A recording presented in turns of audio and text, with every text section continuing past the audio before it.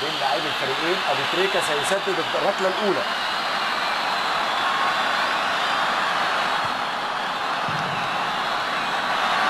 ابو تريكه والركله الاولى. محمد ابو تريكه وعلي فرج وجها لوجه. ابو تريكه والهدف الاول من الاهلي. ابو تريكه والهدف الاول للنادي الاهلي. 1-0. حطها والله معاها علي فرج لكن قويه جدا ما يقدرش يجيبها. والجمهور بيهتف بيقول شريف شريف، لان الامر الان مع شريف اكرامي واحمد عبد الغني. اول ركله اذا القاعده تسير طبقا للقواعد المتعارف عليها في ركلات الترجيح. دايما يقول لك ايه؟ اول ضربه دي من نصيب اللاعبين اصحاب الخبره. هقول لكم ليه لما نشوف احمد عبد الغني هيعمل ايه. احمد عبد الغني ويحطها جول 1-1. يقول لك اول ركله دي بيكون لسه الاعصاب مش مشدوده قوي. اخر ركله يقول لك القاعده العامه عند المدربين اديها للعيب صغير في السن يكون لسه اعصابه قويه، لان مع الوقت الاعصاب بتتاثر. احمد عبد الغني من المتخصصين وابو تريكه من المتخصصين. بركات الركله الثانيه. شوف وش لعيبه النادي الاهلي عامل ازاي. بطوله يا جماعه، بطوله في تاريخ النادي الاهلي وبطوله في تاريخ حرس الحدود. بركات والهدف الثاني. بركات والهدف الثاني. تركيز عالي جدا من الثنائي بركات وابو تريكه وهدفين للنادي الاهلي من تسديدتين. الان الموعد مع حلوه قوي من بركات. يا سلام سلام يا بركات.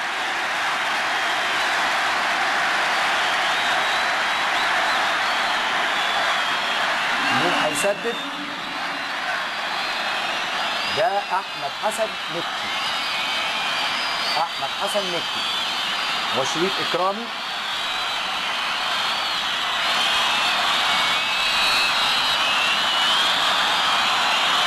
احمد حسن مكي وقف على كورته وايه تعديل القانون حسبها حكم جول.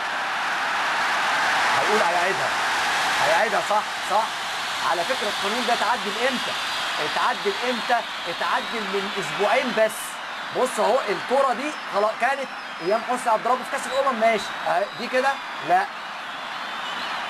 اتعدل القانون وبالفعل هتتعاد تاني. احمد حسن مكي ممنوع. ادي اهو شاطها وقويه ويحطها جول. احمد حسن مكي يجيب الثاني.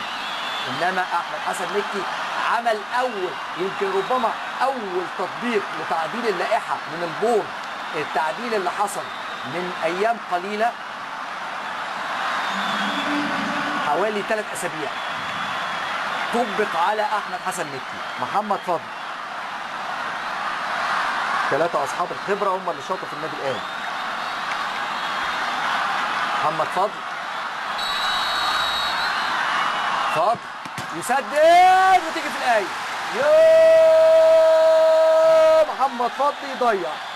محمد فضل ما كانش موفق في كتير من الفرص في اللقاء، يضيع اول ركله ترجيح تيجي زي الصاروخ في العارضه اهي. هل لمست ايد علي فرج؟ ما اعتقدش.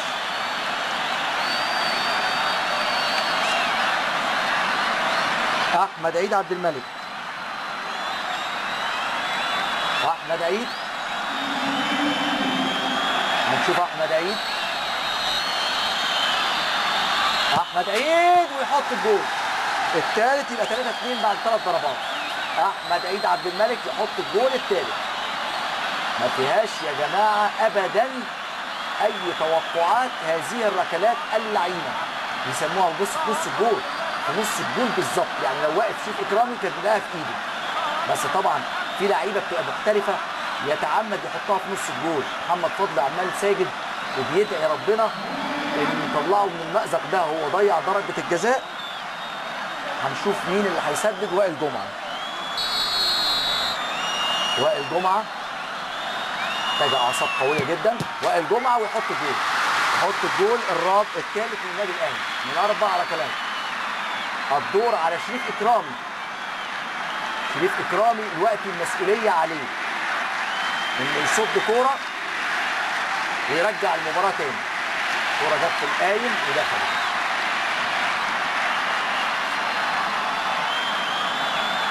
مين اللي هيشوط الرابعه؟ الرابعه اسلام رمضان. بقول لكم اما بنخش على الركلات الاخيره غالبا بيشوطوها لعيبه صغيرين. اسلام رمضان 20 سنه لسه. اسلام رمضان، اسلام ويحط الجول، ويحط الجول. 4-3 من 4 ركلات لكل فريق. 4-3. النادي الاهلي لازم يسدد الكره دي ويجيبها جول، لو ما جاتش يبقى خلصت المباراه. ادي الاعصاب، اعصاب يعني مش عايز اقول لكم. احمد حسن اكبر لاعبي الملعب سنا هيسدد الضربه الاخيره. احمد حسن ويحطها. الهدف للنادي الاهلي الرابع. يبقى 4-4 بس فايدة الضربة الأخيرة مسؤولية بقى شريف إكرامي. مسؤولية شريف إكرامي.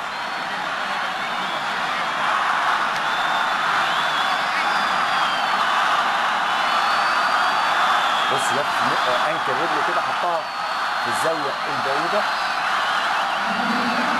اليمين. عبد الرحمن فاروق